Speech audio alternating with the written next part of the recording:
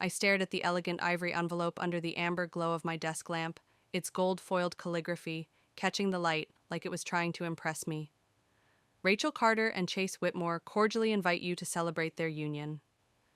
So my older sister's wedding reportedly the event of the year, if my Aunt Susan's 42 breathless voicemails were anything to go by. Rachel had thrown herself into planning this spectacle the moment Chase dropped a 5-carat ring on her finger. Now, 12 months later, the ceremony was taking place at the Whitmore estate in Beacon Heights. Chase, the golden boy of Whitmore Robotics, was heir to a tech empire and a last name that still made waves in Silicon Valley and Boston alike. The irony wasn't lost on me. A decade ago, when I left law school to start a tech venture, no one understood. Rachel laughed so hard she almost choked on her mimosas at brunch. Samantha's lost her damn mind. I remember her telling our parents like it was a punchline. She'll be back by Christmas broke and begging for her old textbooks. That return never came. Instead, I built NovaCore Systems out of a tiny co-working space in the South End, fueled by ramen rejection and the sheer rage of being underestimated. Sleepless nights, one meltdown away from failure, praying my latest pitch wouldn't crash mid-demo. All while Rachel climbed the PR ladder at Whitmore Robotics, parading around in magazine spreads and designer pumps. No one in the family seemed to notice the grind. They were too busy marveling at Rachel's latest spread in Boston Businesswoman and her Hermes collection. The photo of her next to Chase at some fundraiser framed on my mother's mantel. Miss Carter, my assistant. Michelle's voice chimed through the intercom, pulling me back to the present. Strategy review in 10. I blinked and set the invitation down, smoothing the corner like it hadn't just jabbed me in the heart. NovaCore was valued at $2.3 billion last quarter, but only a handful of people knew I was the mind behind it. I operated through layered LLCs and ghost entities like Hawthorne Equity Group. To my family, I was just Sam, the quiet operations manager at some boutique consultancy they couldn't remember the name of. Oh, and one more thing Michelle added. Whitmore Robotics just submitted the finalized order for those Cerebralink interface chips. They're looking at a mid-quarter delivery. Of course they were. The $65 million order they'd been negotiating for 6 months. What Chase didn't realize, those chips, they were ours. My company made them, my team coded them, and I held the final pen to approve or decline the shipment. The wedding was set for this Saturday. I considered skipping it. My calendar was packed, and I had little patience left for passive-aggressive smiles and champagne-fueled judgment. But then Mom called. 3 times. Your sister is marrying into the Whitmore family, she said, like that was supposed to mean something sacred. At least try not to embarrass us this time. Saturday arrived with skies as crisp and blue as a linen catalog. I wore a custom midnight blue gown, simple, refined with a designer label you'd only notice if you knew where to look. Understated elegance. The Whitmore estate in Beacon Heights looked like it had been plucked from a Gatsby fever dream. 500 guests, gold-rimmed plates, a quartet flown in from Rome, and floral installations so grand they had literal scaffolding to hold them upright. Samantha, my mother, cooed, gliding across the marble terrace with a champagne flute in hand. Her cheek brushed mine, careful not to disturb the curls she'd had professionally set since dawn. You actually came, and you look decent. Behind her, my father was deep in conversation with a Whitmore board member, probably reciting headlines about their upcoming neural interface release like gospel. If only they knew. Where am I sitting? I asked, eyes drifting to the sprawling engraved seating chart displayed on a gilded easel. Oh, she said vaguely, we had to make some last-minute changes. Rachel's guests? Well, they showed up in droves, you understand, right? Oh, I understood just fine. To them, I was still the family detour, the sister who traded torts and courtrooms for tech experiments and startup chaos. They didn't know NovaCore Systems had recently bought out 3 of Whitmore Robotics' key component suppliers. They had no idea that the Cerebralink chip contract worth $65 million was just a handshake away from being the dagger in their fiscal quarter. The ceremony was, I admit, breathtaking. Rachel looked radiant in her custom gown, her smile curated to perfection. Chase stood beside her, exuding smug satisfaction like a man who thought he'd won a trophy, not a wife. I sat alone in the last row, the outlier, observing the show like a silent extra in a film where I didn't even get a script. At the reception, I wandered past champagne towers and ice sculptures, scanning each table for my name. Nothing, not a card, not a seat, just laughter and clinking glasses. Looking for something, Rachel's syrupy voice floated over my shoulder. She had changed into a second dress, sleek white satin that shimmered under the chandeliers. Every inch the flawless bride. My seat, I said flatly, already knowing where this was going. Oh, she said with a tight-lipped smile. Didn't they tell you we had to prioritize seating for prominent guests? But the kitchen whipped up a cozy little spot for you by the staff lounge. Super intimate. Laughter trickled from nearby tables like champagne over ice. Then Chase sauntered over, smug as ever. Come on, Sam, don't make this a thing. You've always been great at staying in your lane. I stared at them for a long beat, then smiled. A calm, deliberate kind of smile. 10 years of being their footnote had finally lit the fuse. I reached into my clutch and pulled out my phone. Hi, Jack, I said into the receiver. This is Samantha Carter. Cancel the Whitmore contract, entire deal, effective immediately. Chase's champagne flute slipped from his hand and exploded on the floor. Rachel's face contorted, her smile cracking under the weight of understanding. What the hell are you doing? Chase hissed. I didn't answer. I just turned and walked toward the ballroom's glass doors. He chased after me, voice rising. What contract? I held up the screen. The glowing logo of Novacore Systems pulsed back at him. The Cerebralink chip order your father's counting on to make this quarter look halfway alive, I said.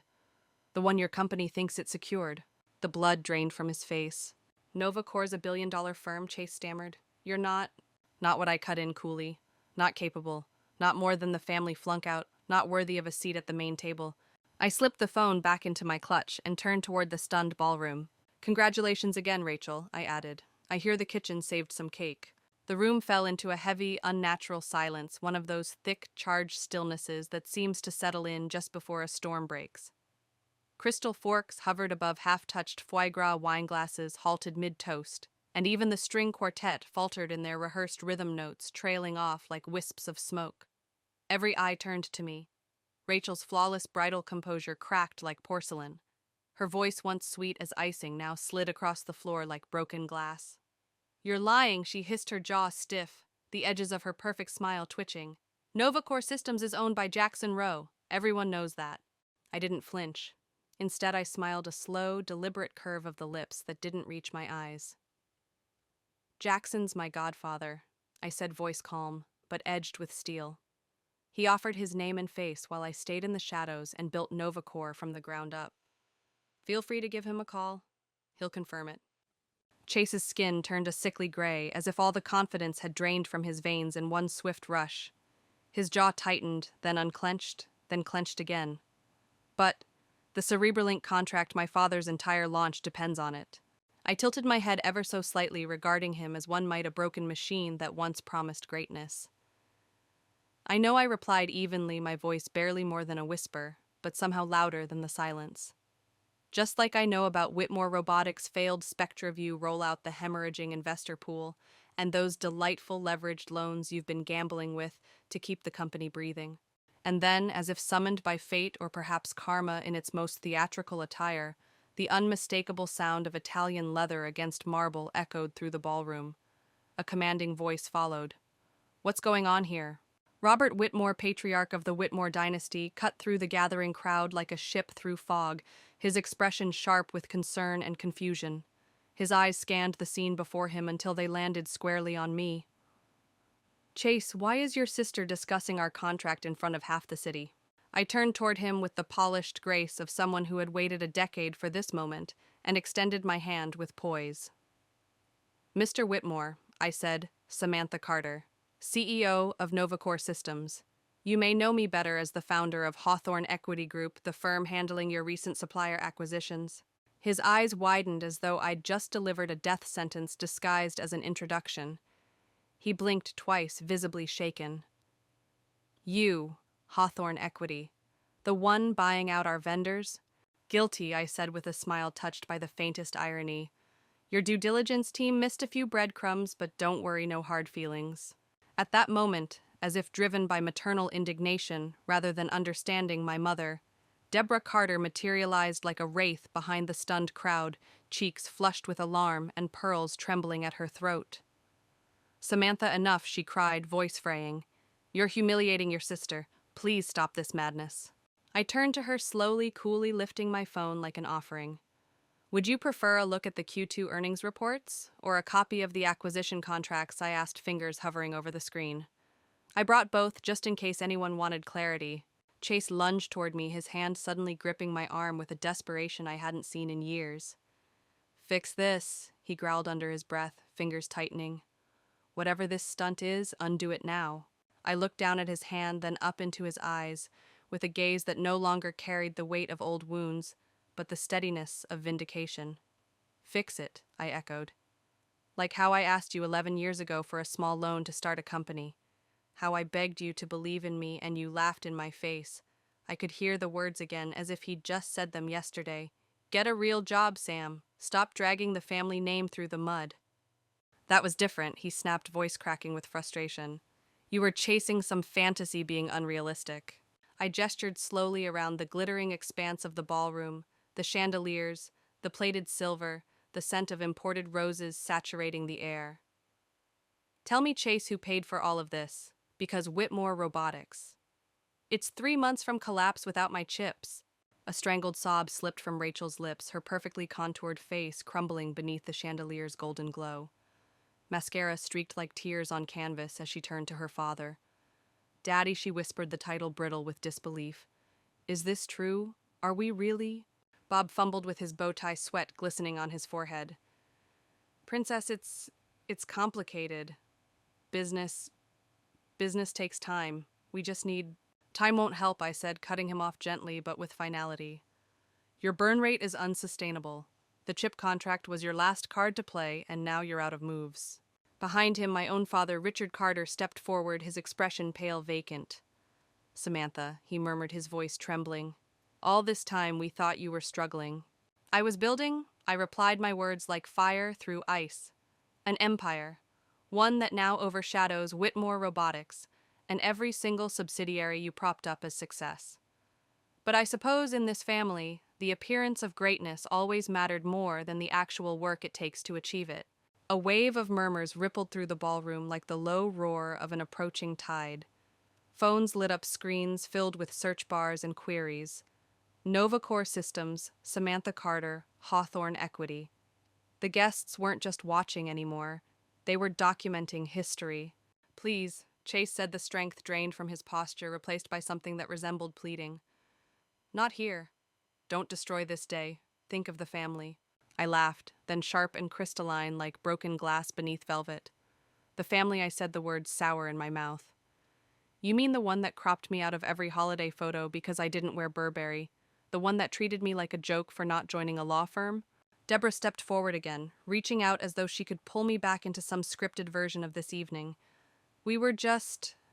concerned, she stammered. We wanted a stable, respectable life for you. Like Chase, I said, my voice low and cold. The golden boy who's been siphoning money from his division to cover his gambling debts. A gasp cut through the air. Chase's complexion turned bone white. I do my homework, I added. NovaCore owns the firm that audits your books. I know everything, Chase. Every falsified report. Every shell transaction. Rachel spun toward him, her voice cracking like thunder through satin. You stole from my father, she screamed, her disbelief turning to fury. Phones lifted, now openly filming. The wedding had morphed into a scandal, a live autopsy of legacy crumbling in real time. Bob's face darkened, a flush of rage climbing up his neck. Security, he barked, panic boiling in his voice. Remove her, remove all of them. I didn't move. I merely dusted an invisible speck from the midnight fabric of my gown. The same one my mother had critiqued that morning. I wouldn't, I said softly. Not unless you want NovaCore to call in every loan we've acquired from your creditors. Let it sink in. We own a significant chunk of Whitmore Robotics debt. The security team hesitated. I saw it in their eyes, the flicker of doubt, the mental math, as they realized power had shifted. It wasn't at the head table anymore. Bob's voice cracked. What do you want? I tilted my head, considering him with all the serenity of a queen surveying the ruins of a conquered land. Want, I echoed. I already have it. $1 billion company. Industry respect. And now the exquisite satisfaction of watching the people who wrote me off beg for air. Chase staggered toward me, one final gasp of entitlement left in his lungs. Please, Sam, he said. We can make this right. A board seat. A full partnership. Something. I smiled, slow and lethal. Chase, by this time next week, I'll own controlling interest in Whitmore Robotics. You're gambling, your father's negligence, it's already signed your company over to me. The chip deal, I leaned in just slightly. That was just the final handshake before I take the throne. Rachel collapsed into the nearest velvet-backed chair, her custom Vera Fontaine gown wilting around her like a garden trampled in the rain, once proud, now limp and lifeless. Her voice, small and brittle, cracked in the air. This can't be real. Not today. I turned to her, allowing her own earlier cruelty to echo back, this time coated in ice. You're right, I murmured. The kitchen staff has a delightful little table tucked near the service corridor. Quite fitting, don't you think, a new seat to match your new place in the hierarchy? Out of instinct, or perhaps desperation, my mother reached for me again. Her hand, once quick to brush me away in crowded rooms, now trembled slightly as it hovered near my arm. Samantha, please. Think about what you're doing, she whispered, voice lined with panic. We're your family. No, I replied quietly, but with finality. You're the people who taught me that worth is counted in logos and brunch reservations. That the only currency that mattered was who you knew and what you wore. And that lesson turned out to be the best fuel I ever had. With a slow turn, I walked toward the exit, pausing only to glance back at the shattered legacy behind me. Oh, and Chase, I said, catching his sunken eyes. Those hidden debts you thought no one knew about, Novacor owns them too. Expect a call. Then, like the fall of a silent curtain, the ballroom detonated into chaos behind me. Rachel's sobs crescendoed beneath the glitter of chandeliers, Robert Whitmore's booming rage cracked like thunder, and my mother fluttered about, trying and failing to paste together the scraps of her fractured illusion of grace. Outside, the early evening air wrapped around me, crisp and grounding. My Tesla awaited at the curb, sleek and subdued, mirroring the woman I had become, a builder, a strategist, a storm in silk. Mike, my driver and head of security, opened the door with a gentle nod. Everything all right, Ms. Carter. I cast one final glance over my shoulder, watching the flickering chaos through the estate's glass walls. Everything's perfect, I said, sliding into the seat. Let's go, Mike. We've got a company to seal. Within hours, Whitmore Robotics' stock began its nosedive, a freefall, fueled by whispers of debt instability and leaked reports of Chase Whitmore's financial misconduct. By Monday, it wasn't just business news, it was national. Rachel unsurprisingly filed for annulment within the week, eager to detach herself from the carcass of a legacy sinking under its own hubris. My parents left voicemail after voicemail, ranging from fury to fragile remorse. I listened to none of them. Instead, I focused. Novacor absorbed Whitmore's core assets, like a surgeon excising rot, preserving the capable, discarding the cancer. Most employees stayed, leadership did not. Chase's department was the first to be cleared out. The entire restructuring was surgical clean and, above all, justified. 3 months later, I sat in the corner office of Novacor Tower, floor-to-ceiling glass, casting a panoramic view of Boston Harbor, silver and endless. Quarterly reports glowed across my screen, 24% growth. I smiled. The intercom buzzed. Ms. Carter, there's someone here to see you. No appointment, said Michelle. Send them in, I replied, my eyes still on the screen.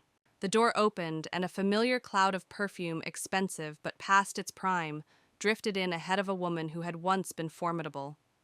Deborah Carter stood uncertain in the doorway, her clutch clutched like armor, her posture stiff with the weight of dignity long overdue. The bag she held was designer, but a season too old, no longer the badge of prestige she believed it to be. The receptionist didn't recognize me, she said, her voice smaller than I remembered. I had to show ID. Our security protocols are tighter these days, I replied, meeting her eyes. We've had some unexpected visitors since the acquisition. She lowered herself into the seat across from me, without invitation, still clinging to that handbag, like it might protect her from what was coming. Your father and I? We've been reflecting, she began, on everything, on how we treated you, on what we failed to see. And I asked, my voice uninflected cool. We were wrong, she said, tears pricking the corners of her eyes. So terribly wrong. We thought success looked like Chase glossy, loud packaged. But what you've built, we see it now. And we're proud. I leaned back, studying her.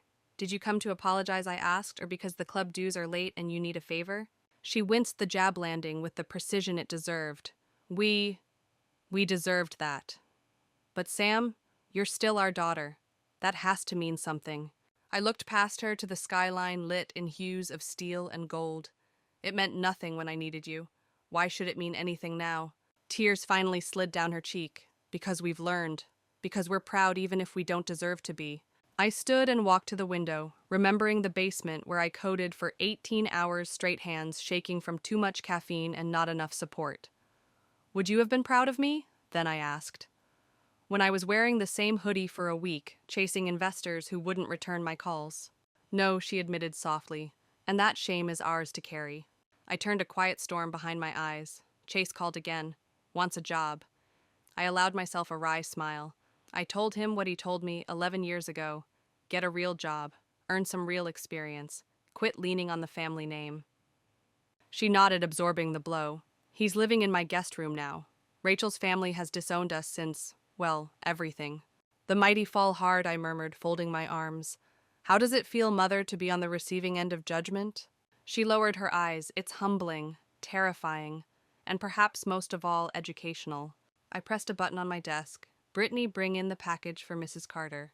Moments later, my assistant arrived with a thick envelope. I handed it to my mother. What is this? She asked, her voice wary. A clean slate, I said. Novacore Launchpad program, affordable commercial leases, mentorship, no shortcuts, no Carter family strings. If you want to build something real, this is the road.